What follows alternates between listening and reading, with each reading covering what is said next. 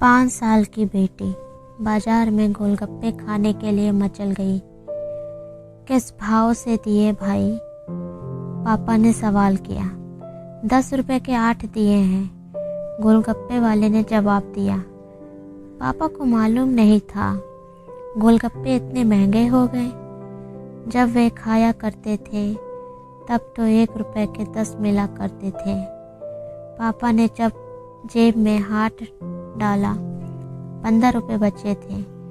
बाकी रुपए घर की ज़रूरत का सामान लेने में खर्च हो गए थे। उनका गांव शहर से दूर है। 10 रुपए तो बस किराए में लग जाने हैं। नहीं भाई, 5 रुपए में तो 10 दो तो ठीक है, वरना नहीं लेने। अरे अब चलो भी, नहीं लेने इतने महंगे। पापा के माथे पर लकीरें उभर आई। अरे खा लेने दो साहब, अभी आपके घर में है तो आपसे लाड भी कर सकती है। कल को पराए घर चली गई तो पता नहीं ऐसे मचल पाएगी या नहीं। तब आप भी तरसोगे बिटिया की फरमाइश पूरी करने को। गोलगप्पे वाले के शब्द थे तो चुभने वाले, पर उन्हें सुनकर पापा को अपनी बड़ी बेटी की याद आ गई, जिसकी शादी उसने 3 साल पहले एक खाते पीते पढ़े लिखे परिवार में की थी। उन्होंने पहले साल से ही उसे छोटी छोटी बातों पर सताना शुरू कर दिया था। 2 साल तक वह मुट्ठी भर भर के रुपए उनके मुंह में ठूसता रहा, पर उनका पेट बढ़ता ही चला गया और अंत में एक दिन सीढ़ियों से गिरकर बेटी की मौत की खबर ही मायके पहुंची।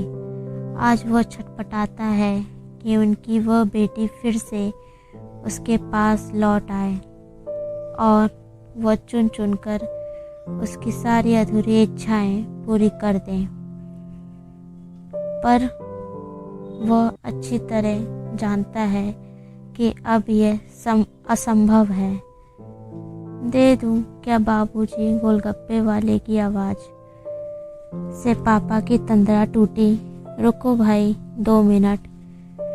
पापा पास ही पंसारी की दुकान थी, उस पर गए जहां से ज़रूरत का सामान खरीदा था। खरीदी गई 5 किलो चीनी में से 1 किलो चीनी वापस की तो 40 रुपये जेब में बढ़ गए। फिर ठेले पर आकर पापा ने डबडबाई आंखें पूछते हुए कहा, अब खिला दे भाई, हाँ तीखा जरा कम डालना, मेरी बिटिया बहुत नाजुक है।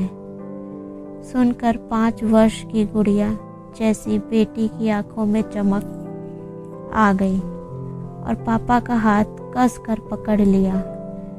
जब तक बेटी हमारे घर है, उनकी हर इच्छा जरूर पूरी करें।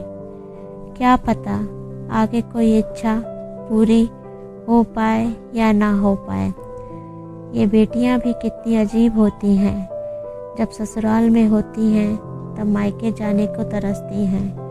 सोचती हैं कि घर जाकर माँ को ये बताऊंगी, पापा से ये मांगूंगी, बहन से ये कहूंगी, भाई को सबक सिखाऊंगी और मौज मस्ती करूंगी।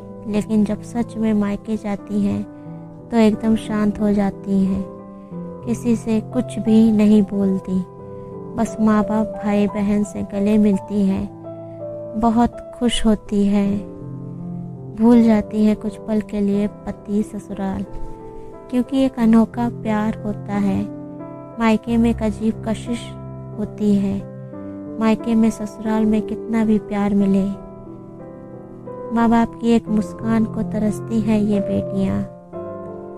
ससुराल में कितना भी रोए, पर मायके में एक भी आंसू नहीं बहाती ये बेटियाँ, क्योंकि बेटियों का सिर्फ एक ही आंसू माँ बाप भाई बहन को हिला देता है, रुला देता है। कितनी अजीब है ये बेटियाँ, कितनी नटखट हैं ये बेटियाँ।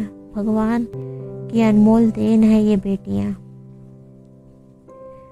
हो सके तो बेटियों को बहुत प्यार दें, उन्हें कभी भी ना रुलाएं, क्योंकि ये अनमोल बेटी दो परिवार जोड़ती हैं, दो रिश्तों को साथ लाती हैं। अपने प्यार और मुस्कान से हम चाहते हैं कि सभी बेटियां खुश रहें हमेशा, भले ही वो मायके में या ससुराल में। खुशकिस्मत हैं वो जो बेटी के बाप हैं।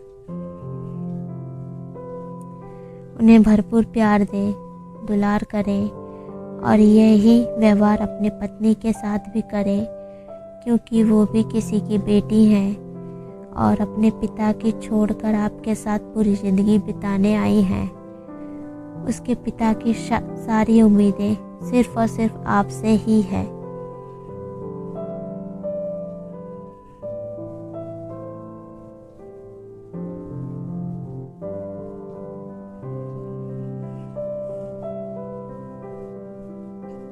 धन्यवाद।